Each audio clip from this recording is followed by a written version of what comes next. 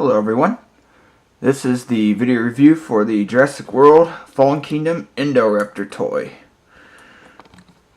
Sorry I haven't done any videos in a long time, so I thought I'd start with something new. Alright, so let's check out the package for a second. And as you can see, there's the Indoraptor in all his glory. In the background of the package, you've got some woods and some rain.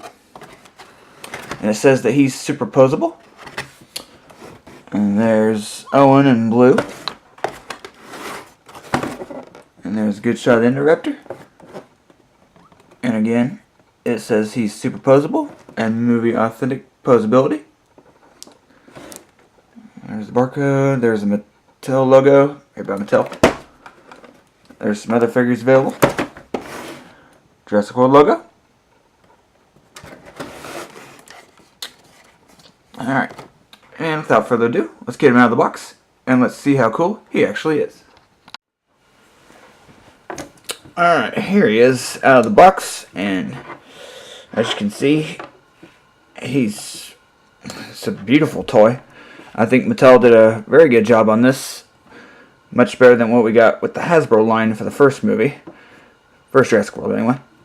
And so, in the movie, it looks like he's about 10 feet tall and 20 feet long. The same size as the real-life Utah Raptor.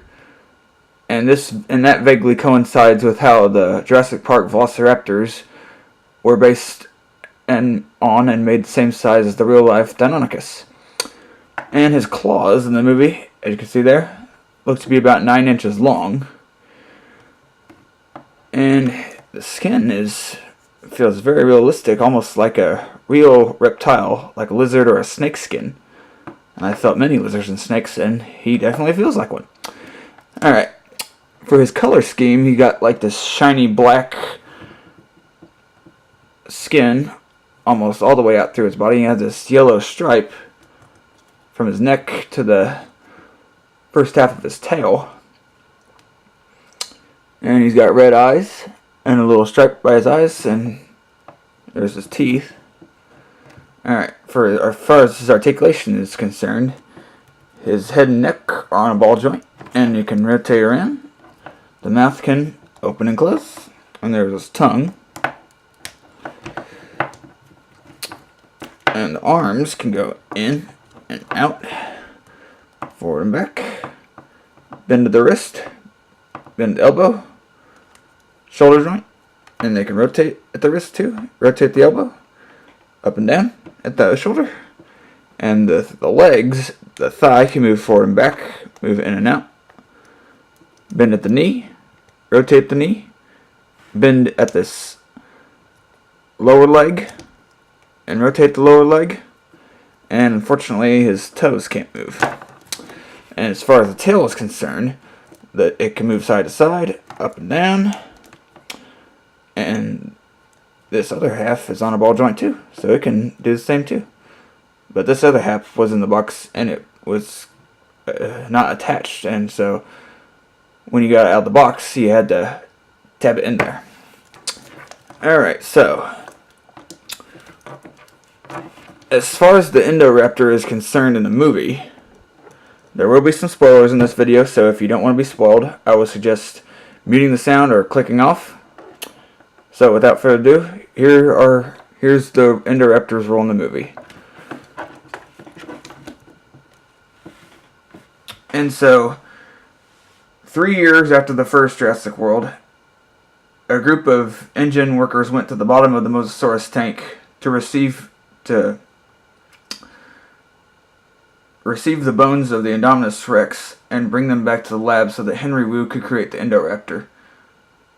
And so he ends up creating the Indoraptor to sell on an auction, although this is just the prototype. He wants new Indoraptors with Blue as the mother, so to speak.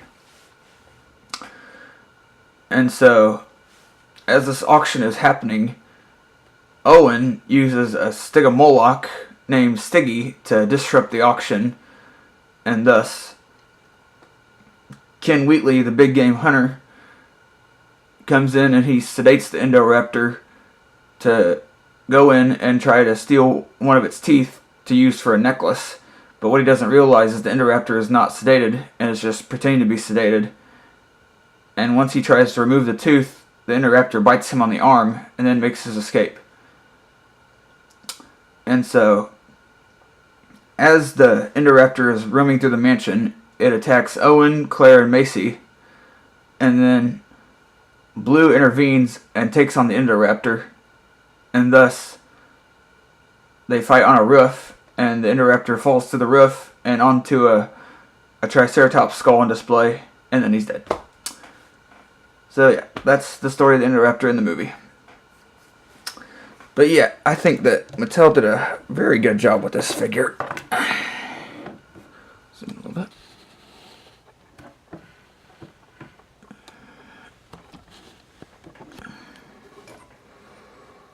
Yeah, look at all that detail.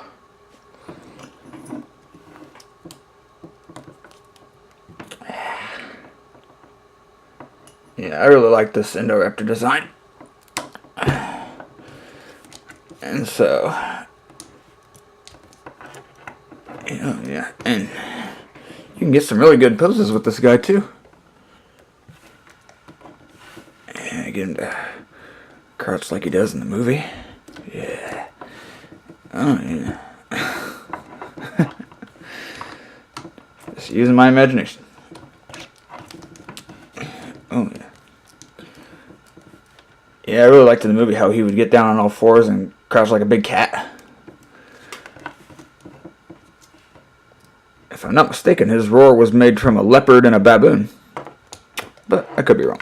That's what I could hear. Anyway.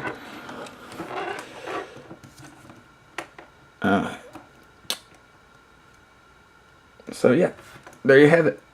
The Jurassic World Fallen Kingdom Indoraptor.